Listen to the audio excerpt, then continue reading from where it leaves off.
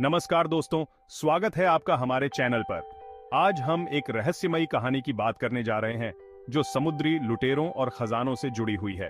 हाँ, हम बात कर रहे हैं प्रसिद्ध समुद्री लुटेरे विलियम किड और उसके खोए हुए खजाने की। विलियम किड का खजाना आज तक एक रहस्य बना हुआ है। तो चलिए इस रोमांचक सफर पर निकलते हैं और जानते हैं कि आखिर विलियम किड का खजाना कहाँ छिपा हो सकता है। विलियम किड का जन्म 1645 में स्कॉटलैंड में हुआ था। वह एक समुद्री लुटेरा था जिसे बाद में अंग्रेजी सरकार ने समुद्री डाकू विरोधी अभियान के लिए काम पर रखा, लेकिन जल्द ही वह खुद एक समुद्री डाकू बन गया। किड को सबसे ज्यादा प्रसिद्धि उसके खजाने के कारण मिली, जिसे उसने कई समुद्री जहाजों से लूटा था। विलियम किड का सफर 1696 में शुरू हुआ, जब उसे एक मिशन पर भेजा गया।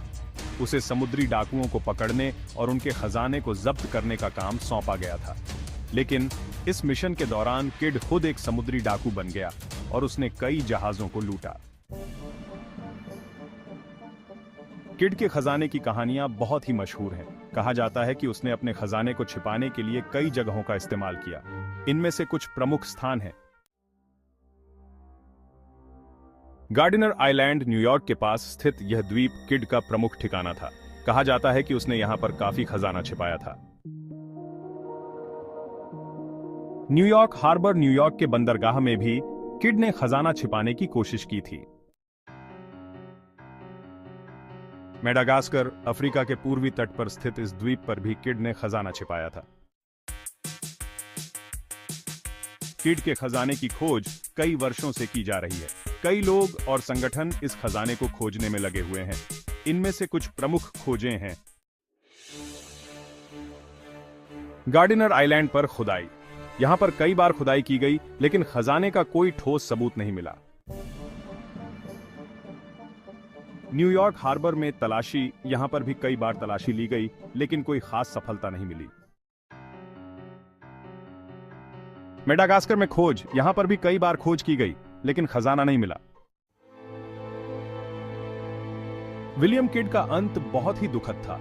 1701 में उसे गिरफ्तार कर लिया गया और लंदन लाया गया। यहां पर उसे समुद्री डकैती और हत्या के आरोप में दोषी ठहराया गया और फांसी की सजा दी गई। उसकी मौत के बाद से ही उसके खजाने का रहस्य और गहरा हो गया। विलियम किड का खजाना अब तक एक रहस्य बना हुआ है, लेकिन कई विशेषज्ञ मानते हैं कि उसके खजाने के बारे में कुछ सुराग जरूर हैं। इन सुरागों के आधार पर खजाने की संभावित स्थानों की पहचान की जा सकती है। नक्शे और दस्तावेज। किड के कुछ नक्शे और दस्तावेज मिले हैं जिनसे खजाने की संभावित जगहों की जानकारी मिलती है। समुद्री इतिहासकारों की राय। कई समुद्री इतिहासकार मानते हैं कि किड का खजाना अब भी समुद्र के नीचे कहीं छिपा हुआ है। तो दोस्तों, यह थी विलियम किड और उसके खोए हुए खजाने की कहानी। यह खजाना आज भी एक रहस्य बना हुआ है और कई लोग इसे खोजने में लगे हुए हैं। हो सकता है कि आने वाले समय में इस खजाने का रहस्य खुल जाए और हमें इसके बारे में और भी रोमांचक जानकारी मिले। अगर आपको हमारी यह कहानी पसंद आई हो तो हमारे चैनल को सब्सक्राइब करना ना भूलें। धन्यवाद।